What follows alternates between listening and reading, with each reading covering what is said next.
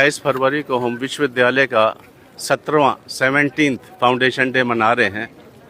इन 17 सालों में इस विश्वविद्यालय ने बहुत तरक्की की है, जिसमें कि हमारी BTC government, Assam government, UGC और सभी समाजजनों का, स्टूडेंट्स का, टीचर्स का, कर्मचारियों का बहुत ही सहयोग रहा है।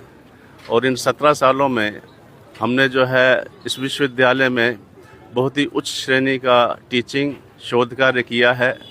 और अभी हम आने वाले समय में 18 डिपार्टमेंट और खोलने जा रहे हैं।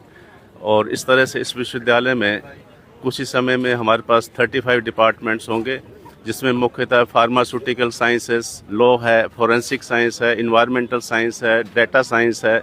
तो इस तरह के विभिन्न विभाग जिसमें कि स्किल मिल सकता है स्टूडेंट्स को, वो हम और खोलेंगे।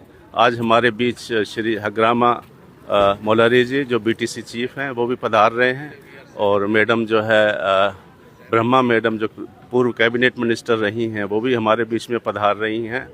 और उसके बाद में ये मेन प्रोग्राम होगा। और अभी यूजी ब्रह्मा जी पधारे हैं, जो कि फ्लोरल ट्रिब्यूट देंगे यूएन ब्रह्मा बोडोफा जी स्टैच्यू के लिए। और आज का पूरा दिन जो है विज्ञान की तरक्की के लिए, क्योंकि आज साइंस डे है,